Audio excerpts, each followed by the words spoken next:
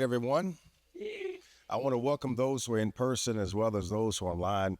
We want to get moving because we have a very special guest. We want to give her the time that she needs to be allocated. I want to introduce to some and present to others Representative Jennifer McClellan. She is the first Black woman to represent Virginia in Congress in the 119th Congress. She sits on the House Energy and Commerce Committee fighting to bring costs down for the American people. She currently serves as co-chair of the Congressional Caucus on Equal Rights Amendment, a leadership member in the Congressional Black Caucus and the New Democratic Coalition, and chair of the Reproductive Freedom Caucus Abortion Rights and Access Task Force. Prior to election to Congress, she served in the Virginia General Assembly from 2006 to 2023. Please put your hands together. Welcome our Congresswoman, Congressman Jillian McClellan. Thank you. Thank you. It's a pleasure to be here. I want to apologize up front. They have me on a tight schedule today, and I have to be at Virginia State University to be in a chair to do an interview with Roland Martin at 7:30. So if I don't get to your questions, I do want to make sure that you all meet my staff. So I have a new district director, Taylor Thornhill. If you please stand. And then I have a brand new, this is day 7 on the job. And I never remember her title. It's Outreach Representative. We created a brand new title for her. Gloria Cole, who handles a lot of our constituent services and outreach in the community. But it is a pleasure to be here, as you heard. So this is my second term, my first full term in Congress. I came in a special election in March of 2023 was when I was sworn in. And last Congress, I was on the Armed Services and the Science, Space, and Technology Committee. But this Congress, I am on the Energy and Commerce Committee. That committee has the broadest jurisdiction of all of the committees in Congress. They handle everything from energy, communications, trade, sports, technology. The joke used to be, one of the former chairs said, if it moves, it's energy. If it doesn't, it's commerce. And he would point to a map of the globe and he would say, that is our jurisdiction.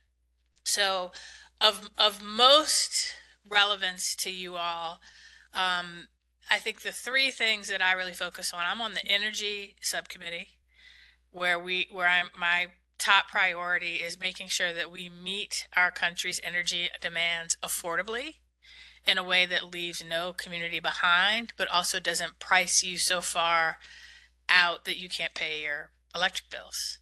That is becoming a lot more challenging with the rise of artificial intelligence.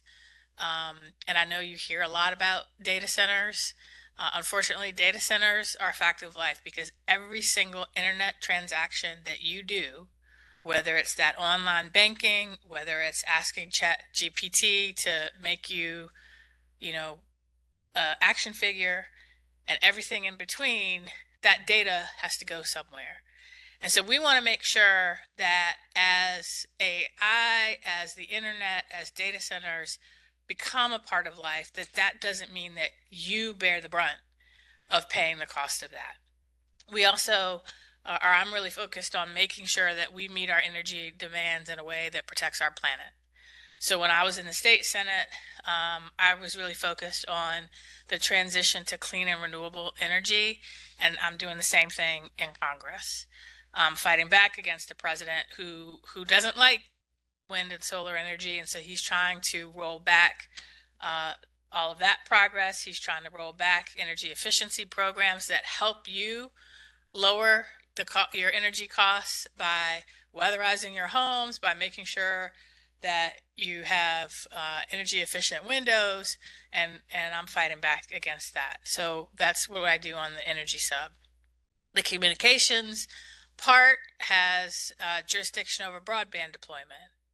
And so, Henrico County has done a really good job working with the state. And my first term of Congress, I brought back funding for a broadband project in Henrico County. And we're working to try to make sure that every home gets connected to high-speed, affordable, reliable broadband. So that's sort of one of my priorities on that committee. But that committee also has jurisdiction over the FCC. And I also work to really make sure that this current administration is not weaponizing the FCC to quash free speech or freedom of the press. Part of our job in Congress is to provide oversight over federal agencies. Now, unfortunately, I'm in the minority party, and the majority has not, and I'm going to try not to be partisan, but this is just fact. The majority party has not done its job providing oversight on this administration. At the very first hearing that we had we have an oversight plan that says these are the priorities for the committee for oversight. And I put an amendment to that plan that said we will provide oversight over the FCC to make sure that it is not being weaponized to quash free speech and free press. And unfortunately, the majority party did not adopt that amendment, but I am laser focused on making sure that we protect free speech and freedom of the press. So that's on the communications side. That committee also has jurisdiction over healthcare. I'm not on the subcommittee, but I still am very focused on healthcare. So you probably heard a little bit about, the president calls it the One Big Beautiful Bill. I call it the Big Ugly Bill. Some people call it HR 1. That bill, which was signed into law in July, included the largest cuts to Medicaid in American history. Now, they take effect January 1st, and they could cause 300,000 Virginians to lose their health care, their health insurance, Medicaid expansion. And I was in the state Senate when we expanded Medicaid. I know that Medicaid expansion has helped lower healthcare costs because it got people connected to medical homes, so they got primary care. And they didn't just wait until they showed up in the emergency room. So that part of the bill came to our committee. We had a 26-hour hearing where I fought back with the committee Democrats, fighting back against those cuts. The other thing we've been fighting is to restore the enhanced premium tax credits for plans purchased under the Affordable Care Act. When I was in the state Senate, I carried the bill that created the Virginia-based healthcare exchange. So anybody that buys health insurance through Virginia Marketplace, anybody? I'm the one that created it. Rather than having people default to the federal plan. I am fighting now to make sure that your insurance is affordable under that plan and at the federal level. And so those, and then just healthcare generally, addressing disparities in healthcare, whether it's maternal health, whether it's heart health. My district has a lot of rural localities, including rural parts of Henrico County. I go from Charles City County to the North Carolina border, from Southampton to Brunswick. And so while the majority of the people are in the Richmond metro area, the majority of the land is rural. And because of those Medicaid cuts, there is one hospital in my district in Emporia that is at risk of closing. And if they close, then people have to drive to Petersburg from Emporia to go to the hospital. We have seen three rural clinics in Western Virginia already closed because of the Medicaid cuts. We have seen a hospital, I think in Farmville, that has said they're closing their OBGYN department. So these are real consequences of the cuts that bill made. And so those are sort of three: healthcare, energy, broadband, communications, freedom of speech, freedom of press. I'd say those are the top areas based on my committee that I work on. That's not all I work on. I want to say, for those of you who have called into the office to either express your opinion on an issue or because you need help with a federal agency, keep it up. When the president was inaugurated last year, I told my team, we cannot respond to everything. If I have a staff of 16, and that sounds like a lot. Half of them are here in Richmond. Well, actually, 1/3 of them are here in Richmond doing casework. The rest are up in DC. But we can't respond to everything that this president has done because he's really opened a fire hose. But your calls help us make sure that we're focused on what we need to be focused on. So I'll give you an example. Based on my committees, none of my committees deal with immigration. There are other members of the Virginia delegation who either are on committees that deal with immigration or they have larger immigrant populations than the 4th. But last year, when ICE started showing up at the courthouse in Chesterfield County, when ICE started showing up in Petersburg, in Chesterfield, in Henrico, in Hopewell, we started getting calls from constituents. We started meeting with constituents to talk about the impact that was having on our communities. And the calls coming into the office told us we got to focus on immigration. So your calls, even if you think, she represents, I agree with everything she's doing, please call anyway, because it helps us know our focus is right, or we got to shift and focus on something else that we didn't think necessarily the district was focused on, but the district is focused on. So one thing I do want to say, one of my favorite parts, let me back up. I love this job. It's the hardest job I've ever had, especially now. But in this job, I help people and I solve problems. And one of the ways that I do that is by partnering with our state and local officials to help our shared priorities. I meet regularly with your leadership, with your board members, your board chair, with your county administrator. And one of the things that I get to do is bring back community project funding. So my first year in Congress, as I said, I brought back, I don't remember the amount, maybe it was $500,000 in community project funding to connect broadband in the east end of Henrico, out in Verina. This year, we had that press. So we haven't done what I'm about to announce to you. We haven't had the press conference yet. So y'all get to hear it first, and then we're going to work on a press conference and those big checks. But I was able to get funding for the Police Athletic League in Central Gardens, a project over there, and Mr. Votalkis can give you more detail on that.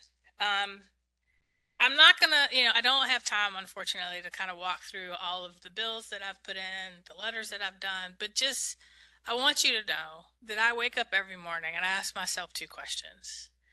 How can I help the residents of the 4th District and beyond? And how can I solve problems? And there are a lot of problems facing our country right now. As a student of history, I know that there are moments in our history where this great experiment of a government by, of, and for the people might not work. We know that our government by, of, and for the people did include everybody in this room, including me, 250 years ago. But we have made extraordinary progress in expanding that ideal to more people. And in a government by, of, and for the people, government reflects the perspective and therefore meets the needs of the people who participate. And I view my job, it's not just to represent you in voting for legislation, although that's important. It's not just to help you when you have a problem with the federal agency, although that's important. My job is to empower you to use your power. And your power is your voice. Your power is your vote. And I do that in 2 ways. My guess is y'all don't watch C-SPAN on a regular basis. Anybody? Okay, thank you. But most people don't. So most people don't see what we're doing in Congress. And even if you watch C-SPAN, you can't see everything. You know, there are 22 committees that all meet at the same time. You can't see everything on the floor. And even if you did, half the time it's boring. And half the time we talk in language that nobody understands. So my job through my social media, through town hall meetings, through my newsletter, and if you're not signed up, you can go to the website at mcclellan.house.gov. If you're not following me on social media, you can at Rep. McClellan.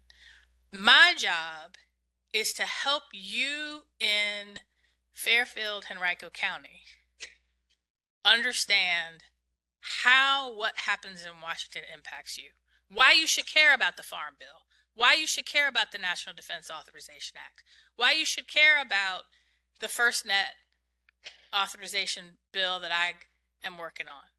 And if you read the newsletter, you'll find out what all that is. But help you understand what we do in Washington or don't do, from the president to Congress. Here's how it impacts your life. That's half the job. The other half of the job is listening to you about what you're going through and then taking that back and saying, hey, you remember when you let the enhanced premium tax credits expire? When you did that, my constituent, Lester Johnson, he and his wife and his daughter went from paying $600 a month for health insurance to over $1,000. My job is to go back and say, hey, you remember when you let ICE go into courthouses and snatch people who had not been charged with, let alone convicted of a crime? Here's how that impacts my community. That's the other half of my job, is to be your voice. And so when you call the office, when you reach out through emails, when you see me at town halls, and I wish I had time to take your questions, and we will do another town hall that my office puts together. I want you to know that I view that two-way communication as probably the most important thing that I do right now, because unfortunately, I don't have 51% of the votes to get a lot of the bills passed that would improve your lives, but I have a pretty big platform, especially as the only Black woman ever elected in the Commonwealth of Virginia, especially as one of, thank you,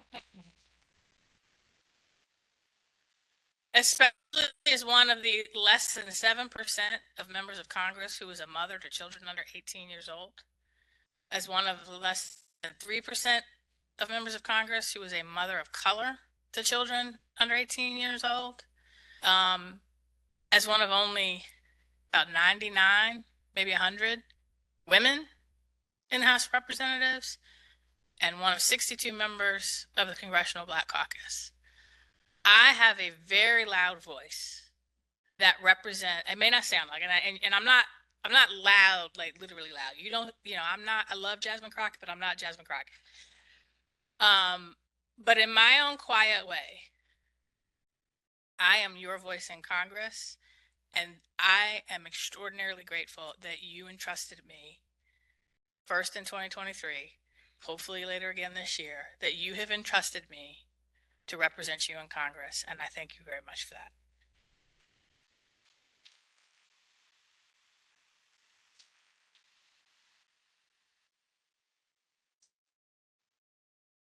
Can we just give her one more hand clap? And we're going to make sure that we are informed of when the next town hall is going to be, to have more information.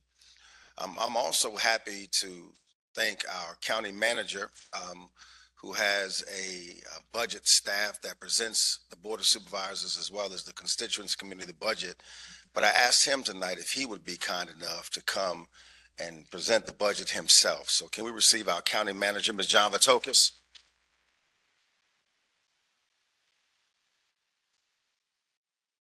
Thank you, Reverend Cooper. Good afternoon, all. So, to follow up on what Congresswoman McClellan was noting about the broadband connectivity, the county is actually getting ready to complete that project. Federal funds were very helpful. The county put some dollars into it, and portions of far eastern Henrico that didn't have broadband now will. So on Tuesday, the Board of Supervisors will be asked to adopt a budget. They've gone through a public hearing. They went through a week's worth of budget reviews. This is a very lengthy process. Henrico, you think about the fact that we have 4,000 employees in the county, and then we're sitting in a school, and the school system has 7,000 employees. Significant workforce, a lot of activity. On the county side, we have 44 different units. You think of police, fire, but we have libraries, rec and parks, we have extension agents, social services, mental health, you name it, the services that are provided within the county. And so, and just to give you a background of, because I know some of you I've met over the years, but I was fortunate enough to graduate from J.R. Tucker High School back in 1985, and ultimately was able to start work with Henrico County nearly 30 years ago in the budget office. And there are 3,044 counties in the nation, and not many county managers or county administrators get to do that in the county that they grew up in. So for me, it is deeply, deeply personal. And before I begin, I want to thank all of the county staff that are here. PR, thank you. Communications for what you're doing. We've got police officers in the back, y'all wave, and a sheriff's deputy that was here as well. Did I miss anyone else? So thank you all for what you do for us on a daily basis. So let's talk about your county budget. The formula for our budget is not complicated.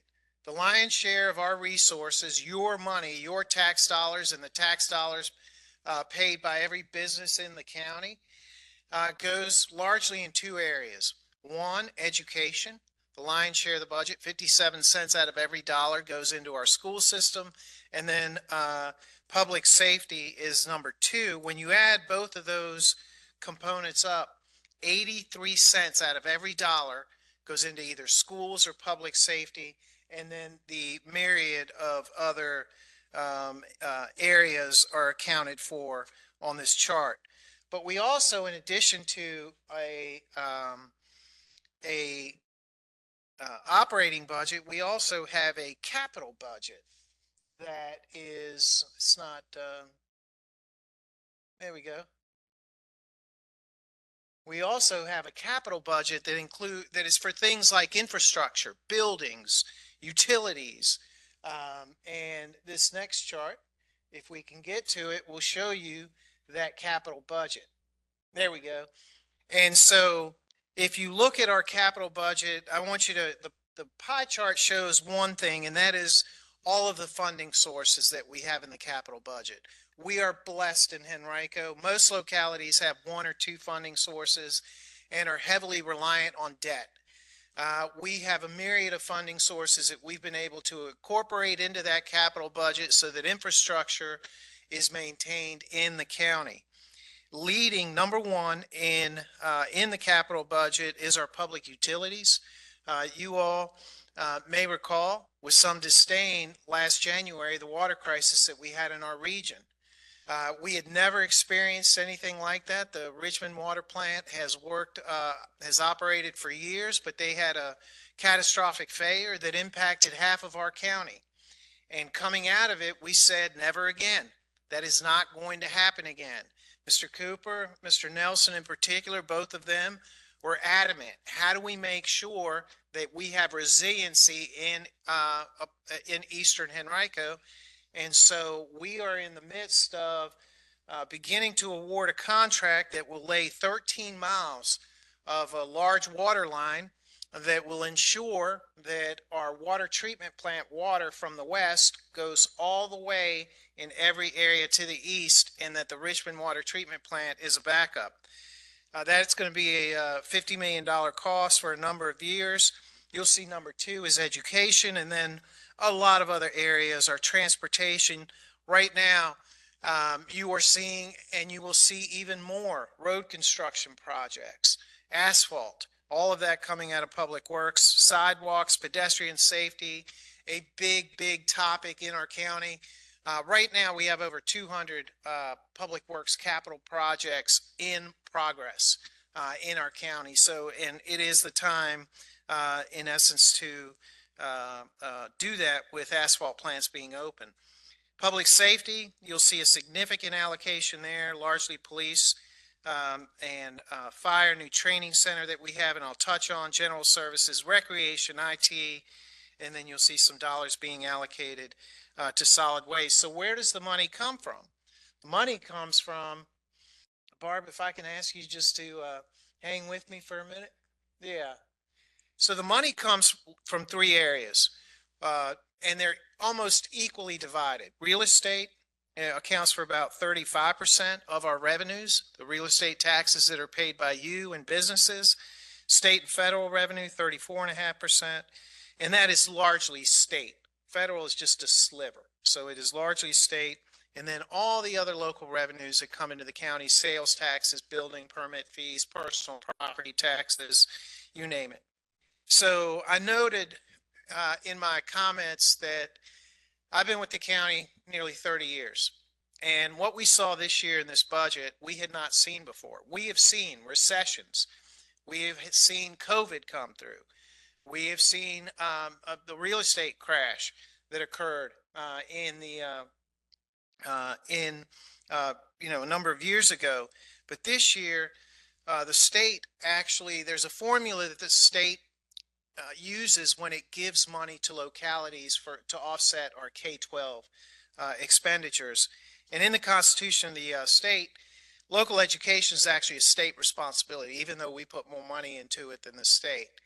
And so this formula that they use is called the composite index formula. We were anticipating an increase, and what we got was a significant decrease. This chart will show you. And that is, it's a formula that was created in the 1970s. It's antiquated. And I'm talking about the composite index as Ryan Young walks in from our school board and that curveball that the state threw us. So just to put this into perspective, there are 134, 135 different localities in Virginia. We were fifth from the bottom, in with some counties that I don't even recognize, and I've lived in Virginia most of my life. They were far southwest. Chesterfield County, on the other hand, got $33 million more. So when I say this formula needs to be fixed, it needs to be fixed, but it's not something that we can fix in a year. The state has tried before, and there are always winners and losers, so there's a big fight about how to do it. So we had to deal with this, and what we did was we asked all of the agencies in the county to take a 3% across the board reduction. That didn't mean the budget went down, but as we were developing the budgets to plan on 3 cents out of every dollar, figure out how to save 3 cents out of every dollar. And that may sound to some, oh, that's a cut. Well, the reality is our budgets have gone up between 40 and 50% in the past 5-6 years. So there is a way, and so this was also done because of the fact that, and the Congresswoman alluded to affordability. Next year, we're being told that our electricity prices in county buildings from Dominion are going to be up 32%. Since January 5th, the cost of gasoline in Henrico County is between January 5th and the end of March has gone up 68%. Diesel, which every school bus, all but maybe 10, run on diesel. In the same time period, that's gone up 86%. These are not costs that are normal, cost increases that are normal. So just like we manage your money very, very well, we try to. And so this reduction, I think you've gone ahead of me. Yeah, this reduction right there also is an attempt to say, look, we need to make sure with all of these units, 72 different schools, we need to make sure that we live within our means because we don't know what else is coming. I have been the CFO of this county before I was a county manager, and I am seeing things on the macroeconomic level that I've never seen. Put housing crises aside, put COVID aside. We have never tried to do what we are doing from an economic perspective nationally with things like tariffs and other measures that are being implemented. It's not a political statement. This is an economic fact. So let me dive into just, even though we reduced our across the board budgets by 3%, we were able to offer all of our employees a 3% pay increase. So when we do pay increases in Henrico, it's everybody. It's the firefighter, it's the school teacher, it's a principal, it's a police officer, it's the a person that works at the landfill, all of our employees. But you know, in the past 6 years, prior to this 3% pay increase, we have been able to increase our salaries significantly for teachers, for police officers. Our starting pay for a teacher in fiscal 26 in Henrico will be nearly $60,000, $59,663. In number two comes in Chesterfield County at $57,255. Police salary starting pay again $67,525 for a start for entry level police officer. Chesterfield is at $65,261, and we are competing with these other localities for these positions. Our largest expenditure, I noted, is schools. And so we have a number of bond projects that are being completed through the capital budget: Adams Elementary, Jackson Davis, R.C. Long and Environmental Living Building, which is being built at Wilton. It'll be the world's first environmental living building for K-12. If you're not familiar with Wilton Farm, it's a 1,400-acre property in the Varina district. There are also a number of additional positions, and Mr. Young can probably speak to this better than I can, but ELL teachers, special ed teachers, instructional assistants. We work very closely. I work very closely with our superintendent throughout the year to be able to bring forward a budget proposal to both boards that is literally dovetails the needs of the school system within the available resources that we have. New in the Fairfield district is a new elementary school, which will be in the Woodman Road area near Virginia Center Commons. You'll see that $40 million project coming out. You also see significant investments in mechanical improvements, bus replacements, technology enhancements, and even things like playground replacements. You know, we have to account for those, and those are all accounted for in the capital budget. Within the public safety area, we have a new public safety training facility that you'll see off of Zaya Avenue that will accommodate police, fire, and sheriff. And it'll allow us to train our first responders in the best possible way that we can, all together, because they are working together like they have never worked before. EMS response improvements. We are running 60,000 calls for Service Plus a year. The lion's share in fire, the lion's share of those are EMS. And I will tell you, when you look around, when Henrico County shows up, you're not going to see someone show up with a computer and then send you a bill. We have not done that. We are not going to. I think we're the only locality in the state that provides full service EMS and doesn't charge. A lot of technology investments that we're making in police to suppress crime, basically. Our police chief had a briefing recently with the Board of Supervisors where he noted that crime continues to go down. Our crime rates continue to go down. Last year, our homicide rate was the lowest since I was born. I was born in 1967. He went back to 1965. And so it was 3. And 3 is too many, but the year before, we were in the low 20s, just to give you a perspective. So all of those efforts are going on, and significant vehicle and apparatus replacement programs that we have for police and fire. A lot of vehicles. So I mentioned the new water line in eastern Henrico. That is going to be one of the largest infrastructure projects that we've ever undertaken because of its magnitude, its length, and the fact that we will probably have 4 or 5 different contractors working on it at the same time in different areas in order to get this thing done.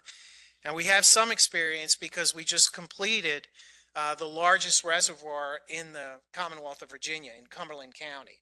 That was a massive undertaking, and it takes care of our water needs basically into the future. That was a $260 million project. The pipeline is a James River. We release water.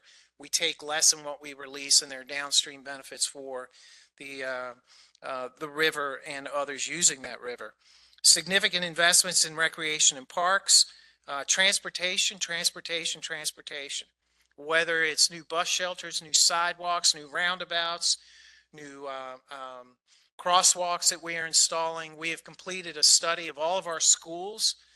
We had a team of public safety folks working with our schools, working with Public Works, and literally, as the kids were coming to school, at each school, we would go by and say, okay, where can we improve walkability? Where can we improve how kids are getting in and out? All of those projects, if you haven't seen them, are underway. A lot of environmental efforts, and then again, significant improvements in sewer projects that we absolutely have to have. We spend hundreds of millions of dollars on pipes that we literally bury and you never see again, but we are fastidious about that. So one of the keys to that success, obviously, is the economy. So on any given day, we're either number 2 or number 3 in the Commonwealth in the number of jobs that we have. To put that into perspective, number 1 is the great state of Fairfax.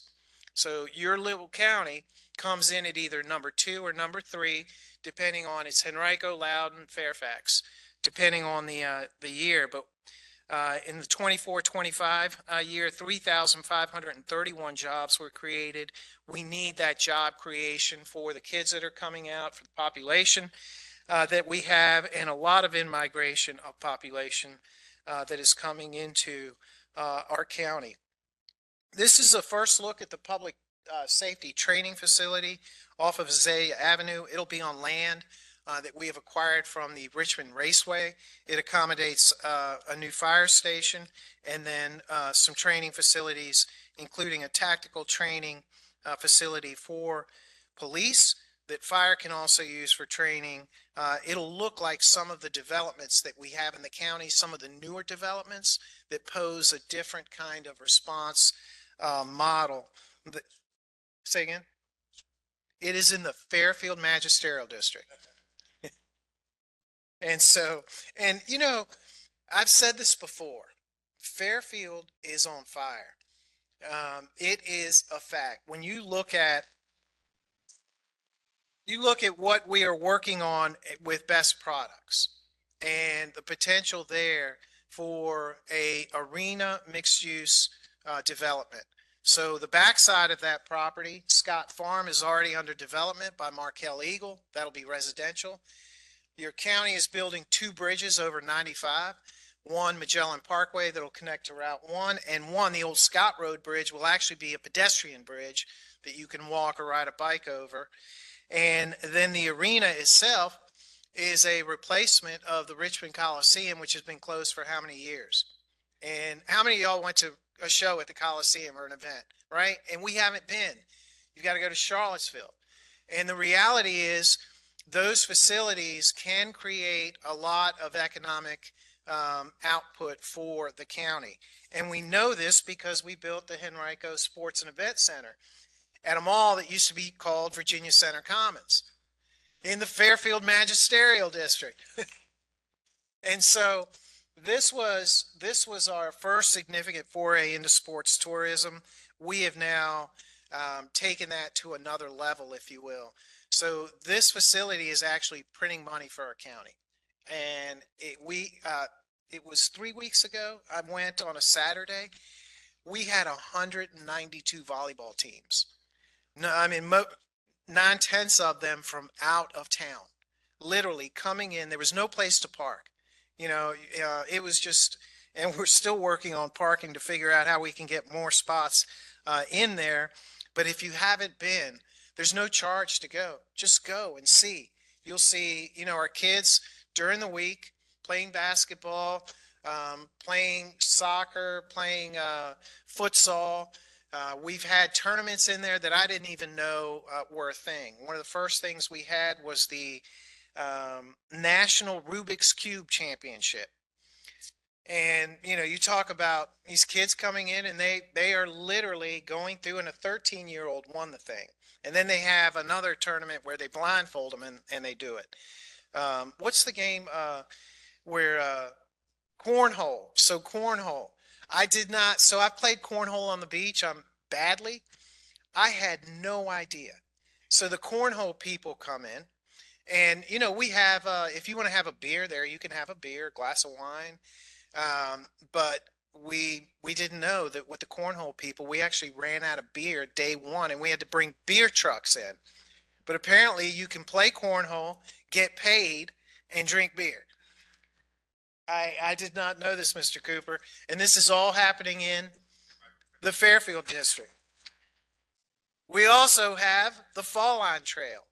So this is a significant project going from Ashland to Petersburg. We have the Capitol Trail that I am on frequently. If you haven't seen what is happening with these trails, there's a lot of activity, a lot of local benefit, and it's just healthy. I mean, people are out there enjoying the community, and so this is being built in segments, and it'll tie to the city of Richmond. We also have a significant project that you have seen, Fire Station 7, just adjacent to Fire Station 7. We had a apartment complex called Glenwood Farms. I don't know if you all are familiar with it. So Glenwood was actually owned by an out-of-state owner, wasn't investing in the property. In fact, this person refinanced the property, kept the money, and basically stopped paying his mortgage. So I don't know how things like that happen, but the county stepped in and we were able to take control of the property. And now working with a private developer, you have a mixed-use development that is going to come out of the ground. It includes affordable, it includes rental, and includes ownership. You're talking about 900 units that if you look at what happened at Libby Mill and that redevelopment, you get a sense of what is coming. But the difference also isn't just the economic benefit, but it's the fact that if a child was coming out of Glenwood Farms in the conditions that we found, that child was going to school with a need. That child was going to school with security that hadn't been met at home because just basic life conditions didn't allow for it. We, with projects like that, and I get a little, I get goosebumps thinking about what is possible when a county with a heart does things that have never been done. We used our economic development department to basically front some money that was paid back to the county. I see Ty. Thank you for what you continue to do at EDA. This is twice a day, right? And so, those projects happening in Fairfield, where I think, Mr. Cooper, you have also, with Mr. Young, what I have seen with these two elected officials is collaboration, where Mr. Cooper has been in the schools, Mr. Young is always in the schools, but if there's a need in the school, these two are talking and then I'm getting a call and we figure it out. So thank you for what you continue to do.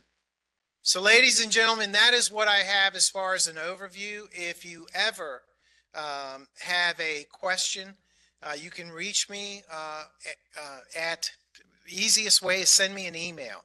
You don't have to spell my whole last name because it's hard. It's vit@henrico.gov. Reach out that way, or I wish I had my cell number. But if you guys have a pen, my direct cell is 804-432-5265. and just call and I will get back to you as soon as I can. Okay. Thank you all for coming out tonight. Mr. Cooper? Oh, sure. I should ask, are there any questions from anyone? Yes, sir.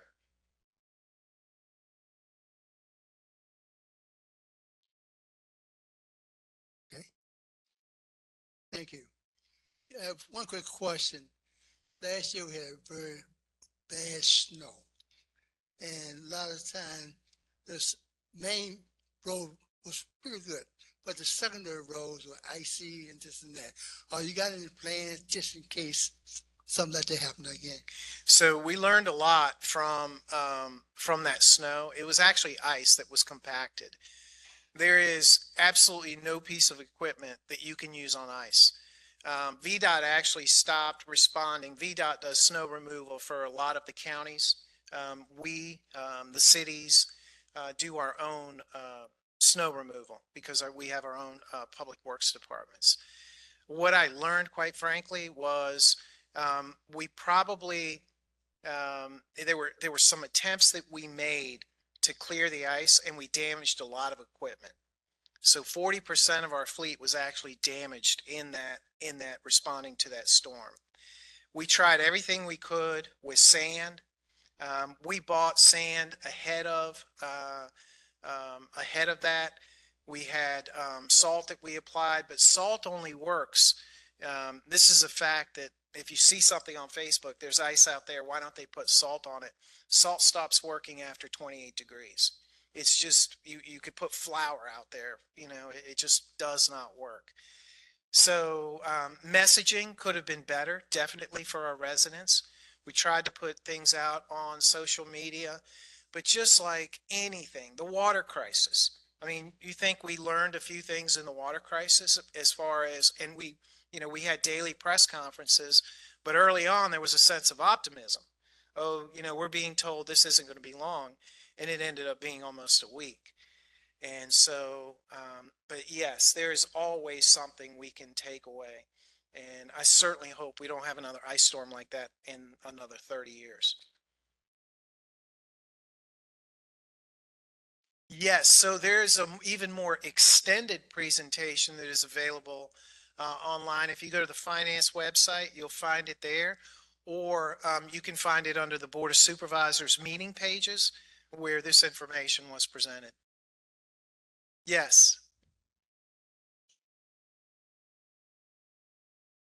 Yes.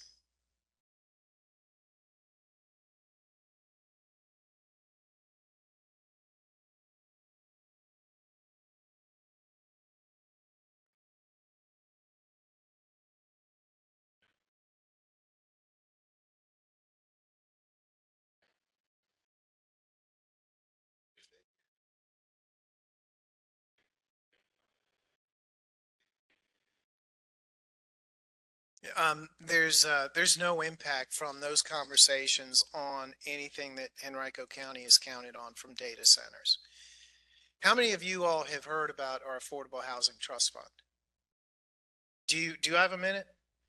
So, so data centers started coming to Henrico because we benefit from these subsea cables. They come from Europe, Northern Europe, Africa, and South America. And they're massive cables that are basically data. And they come into Virginia Beach, they come into a place in New Jersey, and I think there's one in Northern Florida. And that's where all of the connectivity comes, when you're talking across the world, the globe. So in Virginia Beach, data centers can't go into a hurricane zone, or they can't go too close to the coast. Our tech park, our technology park that had a semiconductor facility, was the first place that they started going.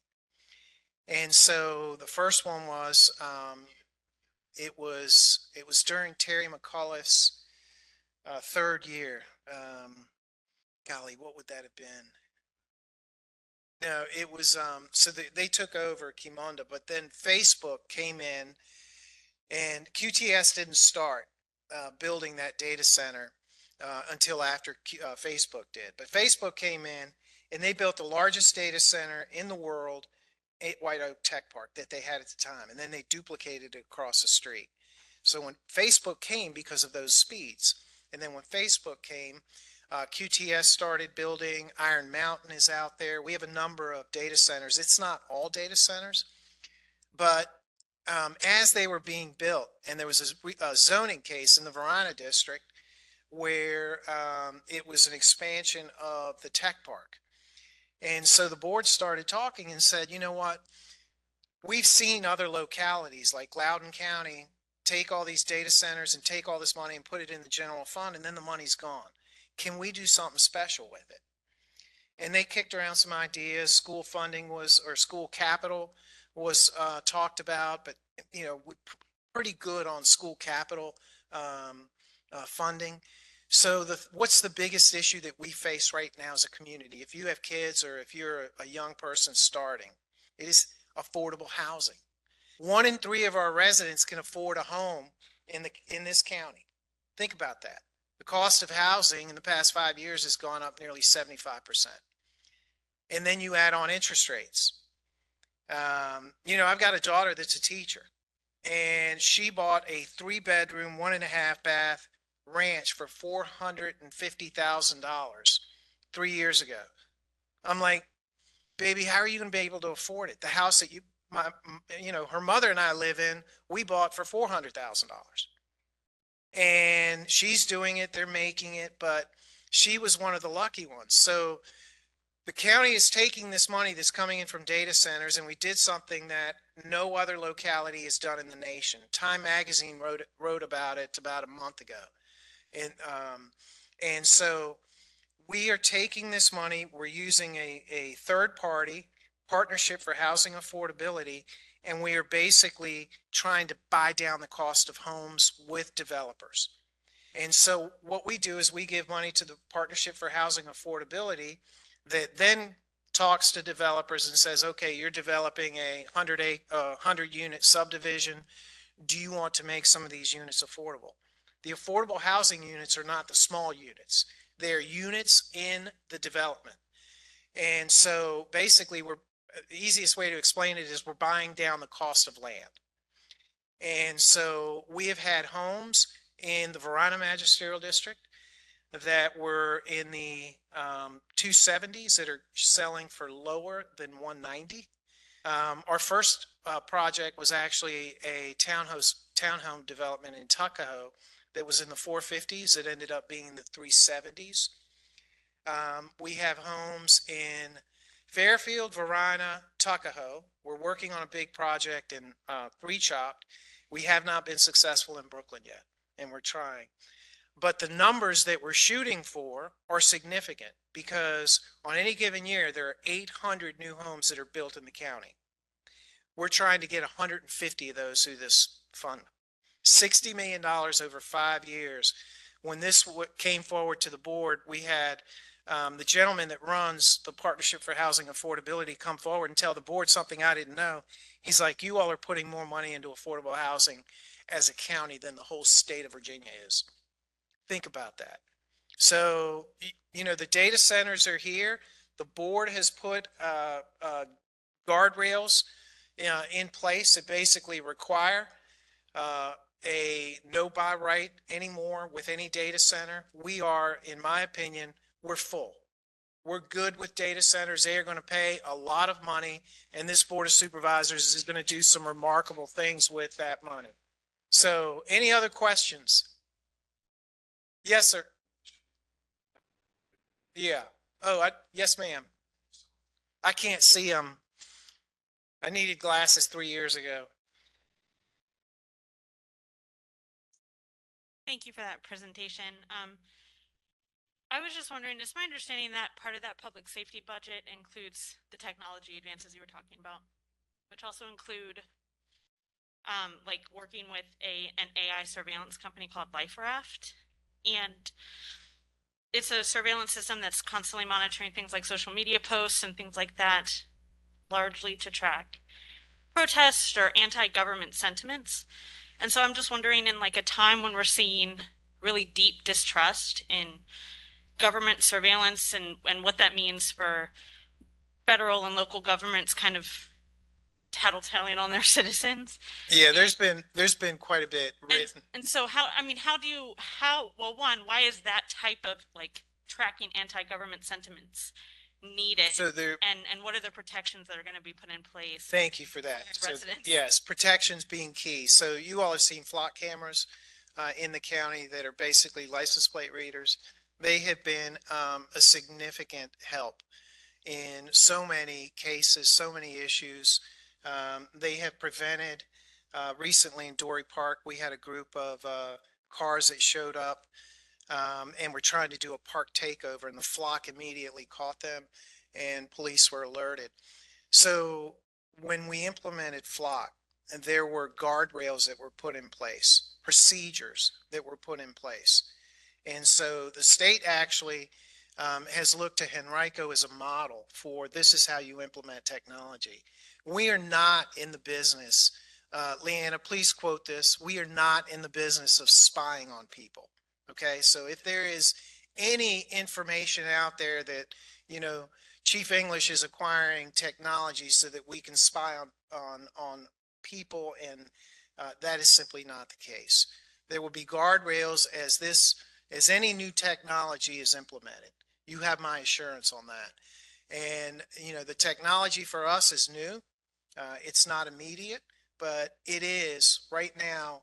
We are down 80 police officers in our division of police. And I just quoted you the fact that crime continues to go down. It is literally a use the resources that you have. And if technology is available that can help drive down crime and help our residents feel safe, then we're going to implement it, and we're going to do it judiciously and use every possible guardrail that we can. So I certainly hope that answers your question. And if you want more, catch me after, because I would love to have Chief English explain the actual system to you, because I think he's going to do a better job than I ever will. All right. Any last question? Because I think Mr. Young. Yep. Yes, sir.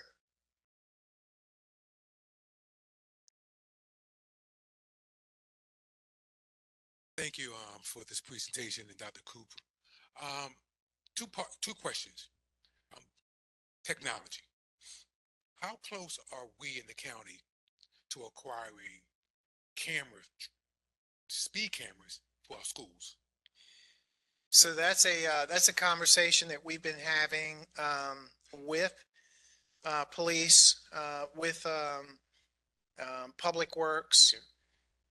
So as a result of this assessment that we had at the 72 schools, there's a very real possibility, and we'll have to, you know, bring in the school board and talk about that. But there's a very real possibility that we will be using cameras in the schools for speed. Some other localities have done it. They jumped on it. We did not, because what I saw initially was these companies were coming in and saying, you don't have to pay anything. We'll put the cameras up. Police has to do the work as far as verifying, you know, the license plates and whatnot, but they were taking 90 cents on the dollar. And so, you know, the thought was, look, whenever we do something, we do it right. So let's study it. Let's see how the kids are walking. Let's look at all things safety at the schools, which Mr. Young, Dr. Cashwell, and you all have done a phenomenal job with school safety and security. I mean, not just the vestibules, but the technology that you're using to keep guns out. I won't say how many guns there were a number of years ago in one particular year, but last year. Yep. 90 cents on a dollar. Yeah. So that is changing, and we will not take. That doesn't make sense. No, it just doesn't make sense. You wouldn't, as taxpayers, you would. So here's another thing. The systems, when they were implemented, didn't work as they should have. There were tickets that were written off hours. There were tickets that were written on weekends. And then you're having to call a company, and the locality adjacent to us had many issues when they were implemented. So with the cost of our energy increasing daily.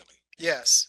And with the implementation of solar panels for residents, Does the county have a program that could support the costs of those solar panels for residents? So I am so glad you asked. We actually have a number of contracts with private providers where just about every new facility that we're building, you'll see solar on the roofs if the roof can support solar panels. We've actually put solar panels in both of our landfills to power not just all of the landfill, but we are backfeeding the grid. Most of our facilities you're seeing solar on, but you also, all things environmental. We will tell the board on Tuesday, spoiler alert, that since January, Henrico has planted 17,000 trees. Trees are actually, you know, when you think of heat islands, if you look at some of the parks that we have, some of the roads, you're starting to see trees and plantings. Those things are beneficial because, especially if you think of a park where you park, you know, you got a curb, you got a little grass, throw a couple trees in, and in 3 years, you know, you have a shaded area. And so you are going to see more and more and more of that. And there's actually a lot of information about our environmental efforts on our website as well. So there is a program in the county that can support residents with the purchasing of solar panels. Yes, sir. Actually, let me get your name and number Sure. because we have a program that we partnered with Dominion on that came out of a zoning case that I referenced. Okay. There was $5 million that was allocated for homeowners to receive free solar. And so we have gone through a portion of that. But if anyone is interested, just shoot me an email. Remember, vit@henrico.gov. Yes. Yep. Hey, come on up here.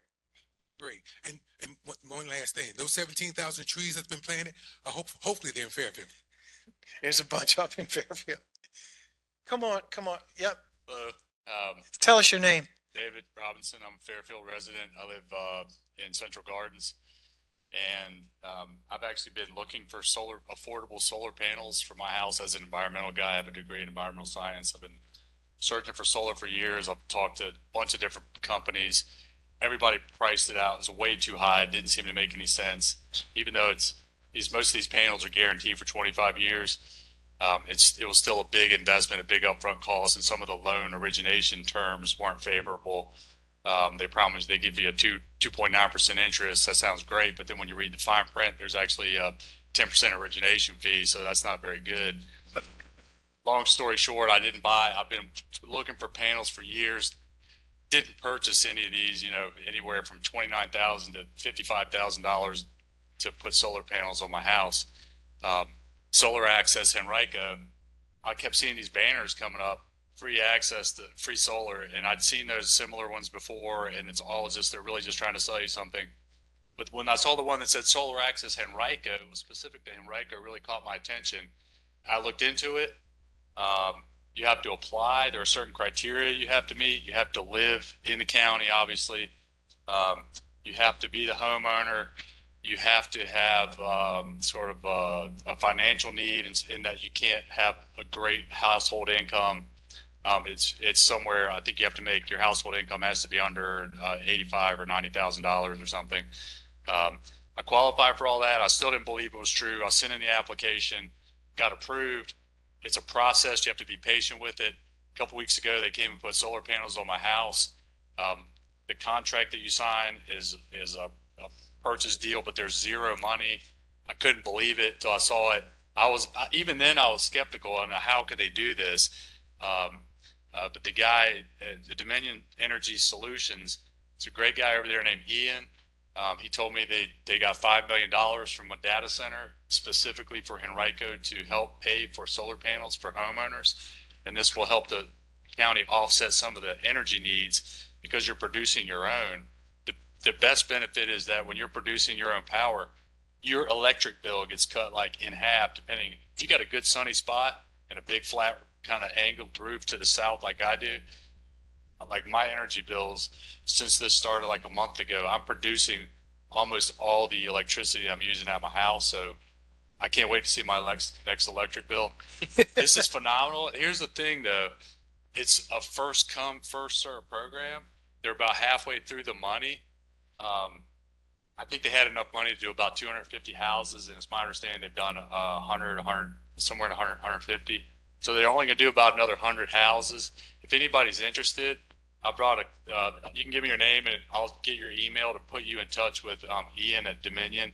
And full disclosure, if you end up getting it and qualifying and I put you in touch with them, they do give me like a couple $100, like $200. So But I'm just telling you, there's a lot of, it's free money, free solar panels, chance of a lifetime, first come, first serve, get it while you can, because it's going to be gone. So for anybody out there, we've never met, okay? So Solar Access Henrico.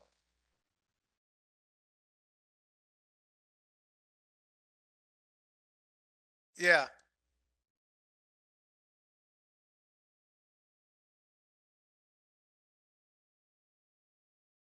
Wow. All right. I got one last question. Yes, sir. Tom House. Yes.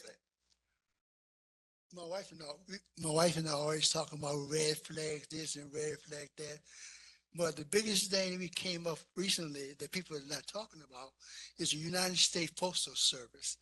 And I'm just trying to get the word out, you know, will be affecting everybody, reference to what's going to happen.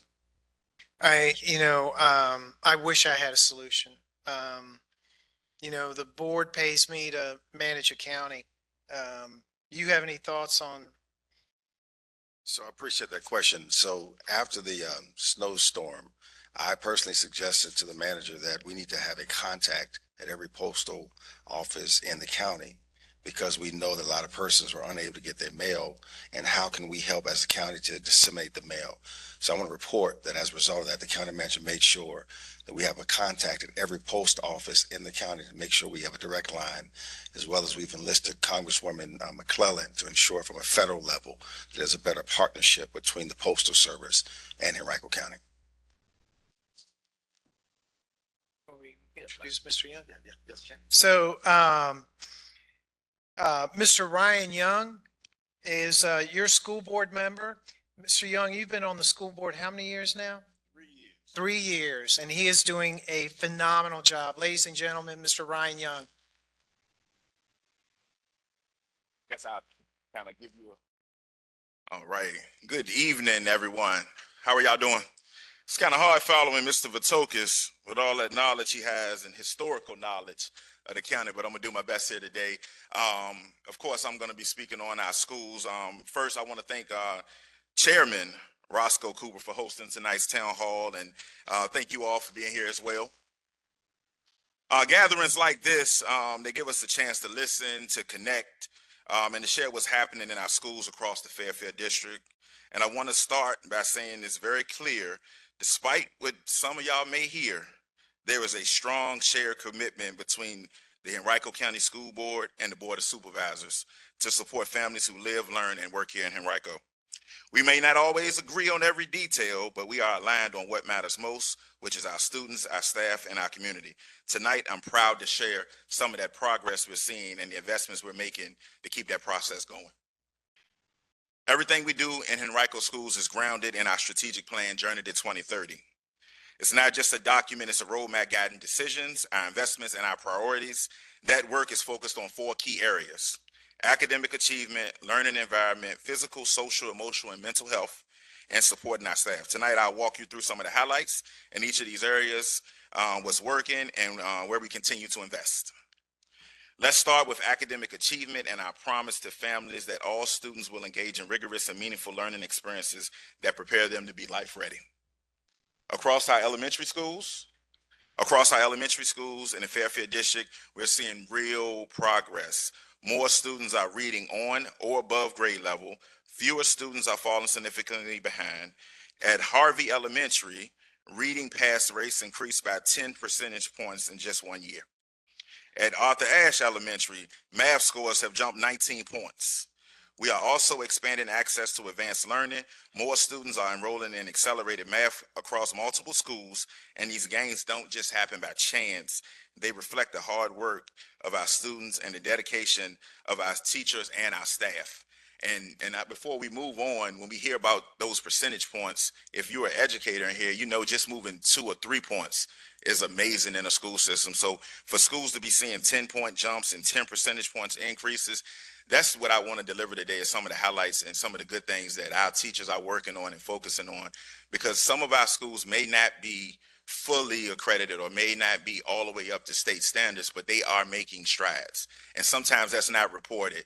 If you go from a 50 to a 60 or a 50 to a 70, that's still below the 80, right? But that's not being reported, only that we're below a certain level. But these teachers work very hard. Our parents are working hard. Our kids are showing up to school now. And as I continue this presentation, you'll see some other highlights on how we're dealing with chronic absenteeism. But just moving those points, we just want to highlight some of those areas that we're improving in right now. And we can see some of the work we're putting in starting to show. And then on a secondary level, we're seeing similar momentum. We've expanded literacy supports for students who need extra help, making sure no one falls through the cracks. Middle and high schools across Fairfield District have increased reading pass rates over the past 3 years. At Fairfield Middle School, the number of performing at proficient level in pre-algebra jumped from just 4 students in the first quarter to 41 in the second, which highlights just where we start and where we finish at in some of our schools. So I'm extremely proud of Fairfield, and I'm especially proud to share that students with disabilities at Fairfield and Henrico High are outperforming the state in math. Another highlight is Henrico High School. Thank you. Henrico High School ranks second in the region for the number of students enlisted in the military, proving that HCPS is preparing students to be life ready, regardless of whether that path takes them to college, the workforce, or the military. And looking ahead, we are also creating new opportunities this fall at Henrico High School, and we'll be opening the Center for Cybersecurity. This program will prepare students for a career in one of the fastest growing fields in the world. Students will gain hands-on experience, earn industry-recognized credentials like CompTIA Security Plus, and be ready for both college and careers. This is about meeting real workforce needs and giving our students a competitive edge in a global economy. I've spoken on this cybersecurity multiple times. If you are a student that's entering in that cybersecurity program starting fall of 2026, when you leave, you will be able to go directly into the workforce, making over 80 to 90, $100,000 a year before even touching school. And also with some of the courses, they're dual enrollment. So some of our students are going into college, not yet a sophomore, but maybe 6 credits away from being a sophomore. So it's not as advanced as our ACA programs at Highland Springs and Tucker, but they're really close to already having that first 2 years covered when they go to college. So I'm excited about this program. I can't wait to see it. I can't wait to visit the program, but it's right here, as Roscoe said, in the Fairfield District, because this program could have been in any school, but it's at Henrico.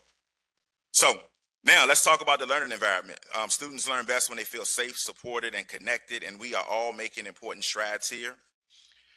We've added additional resources to our open campuses. Those are our outdoor campuses, like Brooklyn Middle School, Fairfield Middle, and Henrico High.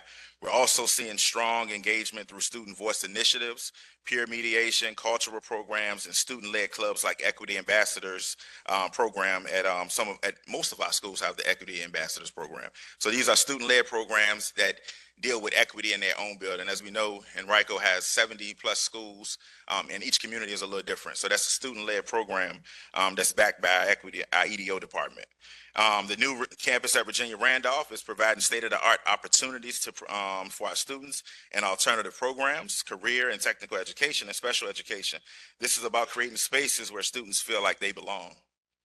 And we also know that academic success depends on student well-being. Across the Fairfield District, we are seeing encouraging trends. Some of those trends include decreasing in chronic absenteeism, significant reductions in suspensions, and stronger use of positive supportive interventions. For example, I think we have Glen Lee Elementary. We reduced out-of-school suspensions in the 4th grade by 80%. And through partnerships like Henrico Cares and Hazel Health, we are expanding access to mental health support, with more than 100 students already being served through teletherapy, providing real help when it's needed most. And this is supporting the whole child, not just academically, but emotionally and socially. And as we talk about Henrico Cares and Hazel Health, it's free for our students. They don't pay anything. And I think the hardest thing when it comes to finding mental health supports or care is sort of knowing where to go. A lot of us, if we had a crisis right now, wouldn't know where to go. So that's where that Hazel Health and that's where Henrico Cares comes on board for our students and our families. And it's all teletherapy. They'll get you connected and get you the supports that you need. So really proud about that. And it's an investment there that I'll be talking about shortly. And on to our next thing, which is the recruitment, engage, retain, and reward. None of this happens without great people. Our teachers, the bus drivers, the custodians, the counselors, our entire staff. They are the heart of our schools, and we are committed to supporting them. Henrico County Public Schools has been recognized as the best in-state employer by Forbes for 4 years in a row. Yeah. In part, because we value professionalism and incredible teachers and staff. Compensation remains a top priority. In fact, teacher salaries have increased by more than 40% over the past several years. And I think Mr. Vitokas just alluded to, we are probably getting close to right around 60,000 at this point, if you're starting to teach here. As you can see on this slide, at schools in Fairfield District, staff retention is strong. Vacancy rates are decreasing, and many of our career ladder advancements are happening right here in our neighborhood schools. We are also investing in the people and that. Hold on. We are investing in our people because we support our staff and students to succeed. Now we're going to get to our budget. For next year. Recently, the school board and Dr. Cashwell presented a modified budget proposal to the Board of Supervisors. This plan reflects a careful balance of being fiscally responsible while continuing to invest in students and staff. We are facing real challenges, including what Mr. Vitokas alluded to earlier, changing in state funding, a revised local composite index, and slightly declining enrollment. So we've had to make some difficult decisions, including setting aside about 50 positions until we see additional funds become available. But even with those challenges, our budget plan prioritizes what matters. Additional teachers and counselors, 20 English language learners, and 7 special education teachers. And there are also 16 other instructional positions and 5 school counselors to support the expansion of the Henrico Cares and operational positions to the transportation and our maintenance departments. There's a 3% raise for all employees, continued support for healthcare costs, with the division absorbing most, if not all, increases.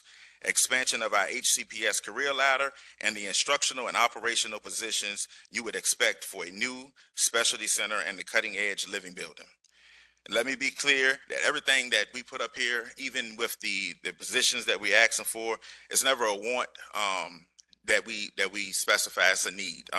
So these positions are needed. And I just want to specify that because while enrollment may be shifting slightly, the needs of our students are not decreasing, the expectation of our schools are not decreasing, and our commitment to excellence is not decreasing. And with that being said, my final slide of the night is going to be graduation. So we will be celebrating that excellence with the class of 2026 next month for graduation. Here are some of the dates. We have Glen Allen on May 28th at 11 a.m.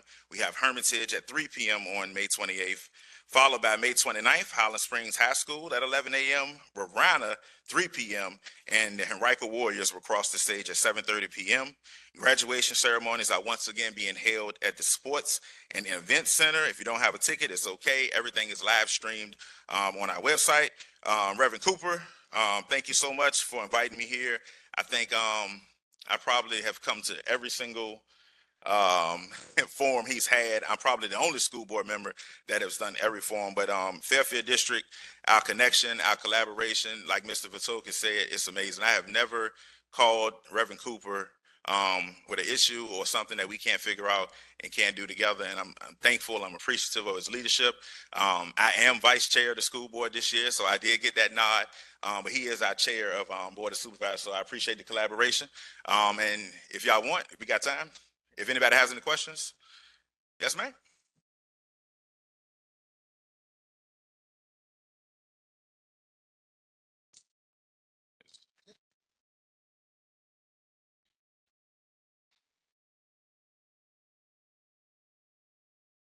Yes, thank you. Everything has been just absolutely great and informative. This is my first time attending and I will be doing more.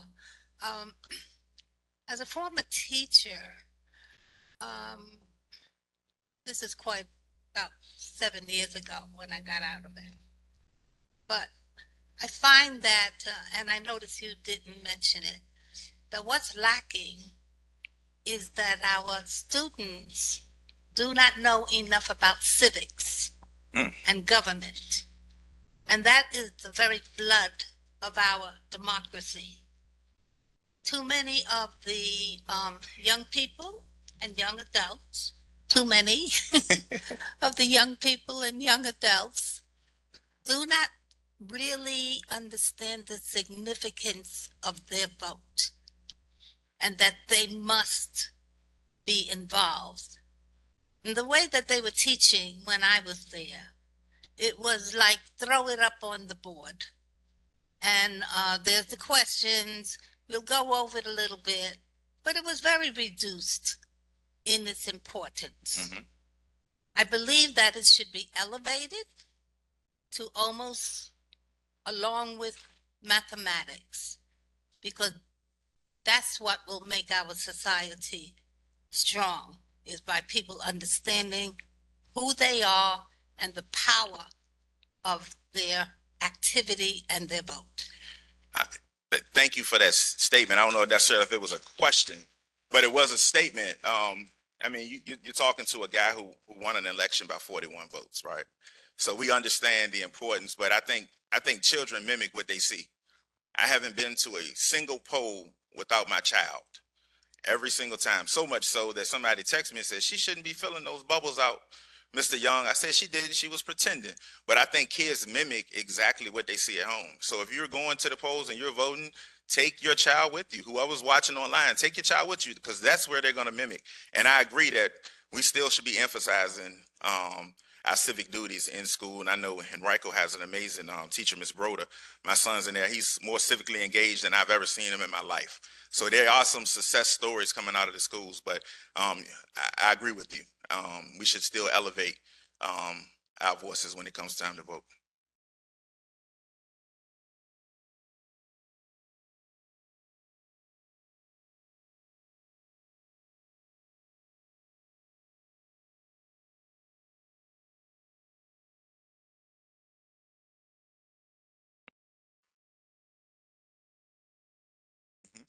Mm-hmm. Yeah, yeah, yeah.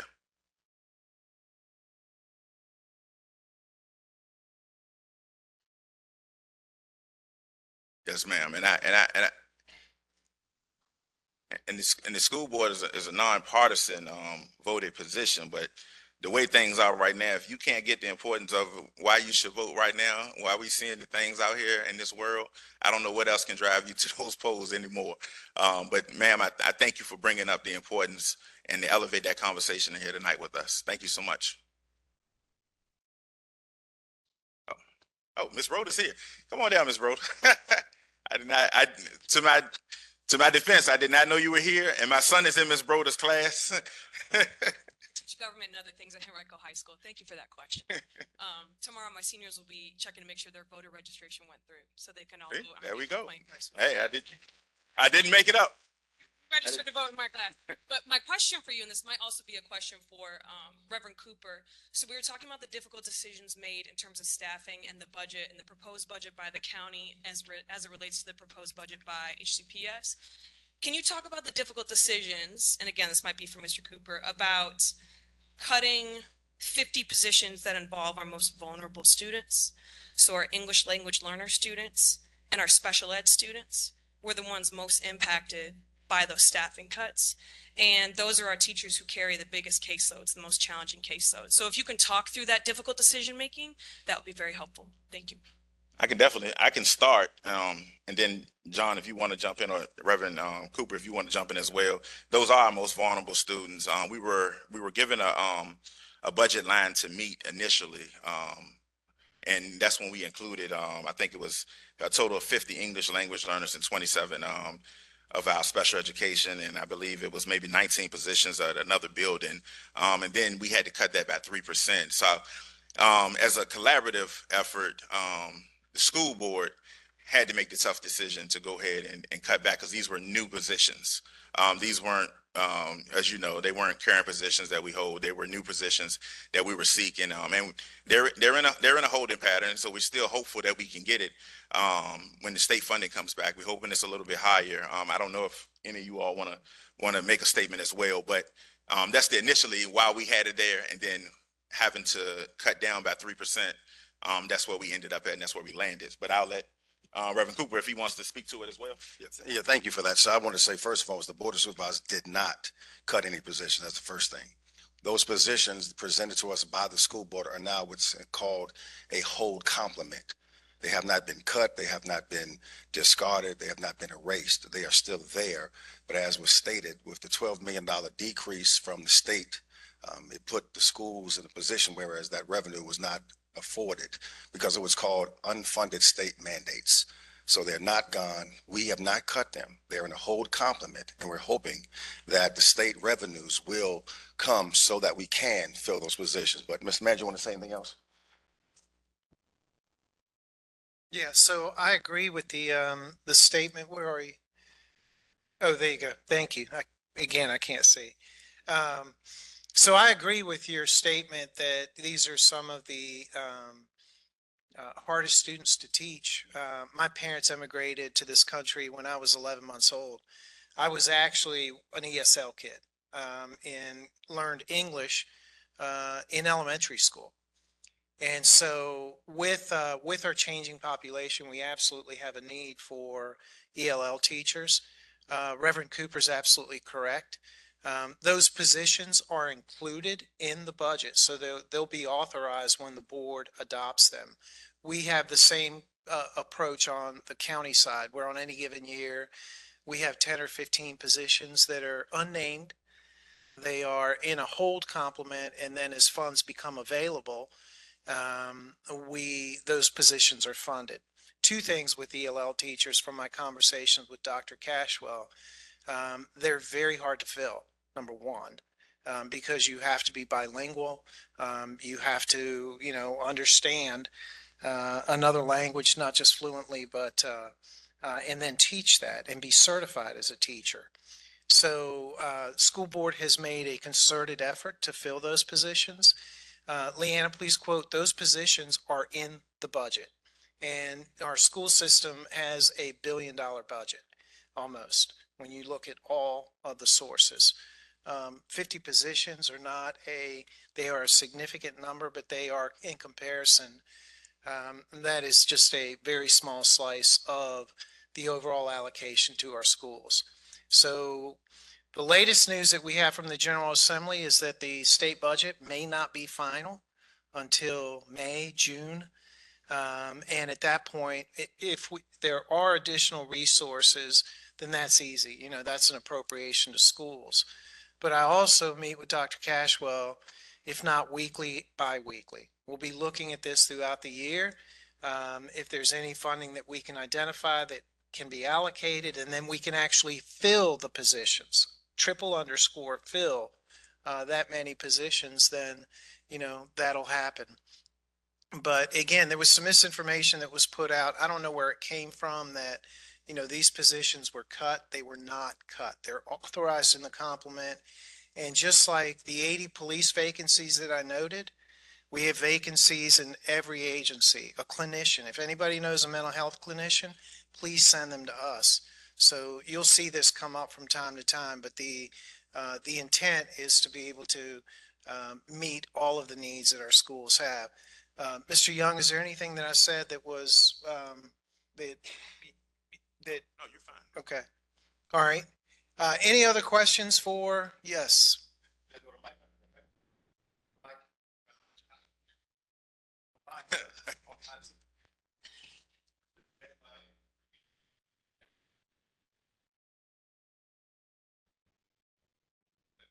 So I think he asked, what was the deadline for the 50 positions? There's no deadline. Application probably will be open on July 1st, as soon as as soon as the budget may be approved on Tuesday. So there's no deadline. And I would imagine with those 50 positions that it will be an ongoing enrollment as people start to apply. As he said, it will be a hard to staff position. All good? All right. Hey, thank you. Thank everyone for your time tonight. I'll stick around if you have any questions after. I'll stick around. Thank you, Reverend. Can we give Mr. Young another hand clap again? Just one more. I want to say thank you to the residents of the Fairfield District because you have allowed me to be the first elected official that's been elected both school board as well as the Board of Supervisors. And I promise you from day one, I'll be ready to help schools. Well, coming from Mr. Young's position, not having financial resource to help our schools, Fairfield schools have had an issue, a challenge rather, with equity as far as facilities and things in our schools. So one thing I did was, without taking office, I reached out to all the principals and asked them, what do you need? And I'm thankful to report that I funded over 30 items for our schools, elementary to high school, in a total of $1.2 million.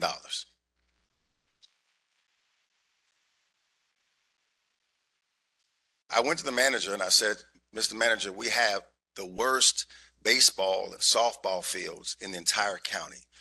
Can you please stand up, madam, who teaches at Henrico, one more time, and tell them what you just did when I said that. I'm pleased to report that we're about to install 2 brand new softball and baseball fields that will have the first synthetic fields in the entire county. Henrico High School, their baseball and softball field would be going from worst to first at a cost of $5 million. That's what it costs. But I believe that we deserve the best. Amen. I'm sorry. I didn't mean to say amen. I'm sorry. Real quick, I want to initiate 3 things tonight. It's really 2, but it's going to be 3. The first thing that I'm going to initiate tonight as your representative is something called Fairfield Forward Spotlight. You'll see more information about that. What's going to happen is too often we hear so much negativity in communities around our county. And one thing that I want to do is make sure that we start focusing on the positive things. We talk a lot about challenges in our community, but we don't always take time to recognize the people who are doing the work every single day in the Fairfield District. So I'm proud to launch this initiative. It's a recognition initiative to celebrate those who are helping more and move our county forward. This program will honor residents, students, educators, businesses, public servant leaders, people who are truly making Fairfield a better place. I'm looking for 5 community volunteers to serve on the Fairfield Forward Selection Committee, to review nominations, help uplift deserving stories, and ensure every part of our district is fairly represented. 1 person from Lakeside area, 1 person from Glen Allen, Randolph area, 2 from the eastern part of Fairfield, Chamberlain to 9 Mile Road, and 1 from the Azalea Wilkerson corridor. This committee will meet with me and they'll complete a brief orientation. This is how you nominate someone. Nominations will be open to the public, can be submitted online via form through my office. And all you have to simply do is share the name of the individual, tell us why they're making a difference in the community. So I want you to start thinking about that. And if you're interested in serving that committee, if you'd like to submit a nomination, please see us after this meeting is over. That's the first thing. But the second thing I want to initiate today is something called the Fairfield District Neighbor to Neighbor program. I'm going to ask that you need to sign up tonight for residents to collect the information. The purpose of this program is, in light of recent challenges, including our water crisis, and I want to thank Reverend Nelson if he's watching, because all of Varina lost water and the majority of Fairfield lost water. And we told the county manager this can never happen again. $350 million will be spent to make sure that a pipe from the west end to the east end happens. Going forward, no resident in Fairfield or Varina will ever be without water again. And so I know for a person, my wife who's here, we personally took water, we took blankets, we helped persons, and we need to make it bigger. So this initiative, Connecting Neighbors, Strengthening Communities, Supporting One Another, Fairfield District Neighbor to Neighbor program, is going to connect each other, reduce risk, and protect our most vulnerable neighbors. As your Fairfield District Supervisor, I'm launching this, a grassroots, community-driven initiative designed to ensure that every resident has access to timely information, wellness check-ins, and support during emergencies and critical crisis situations.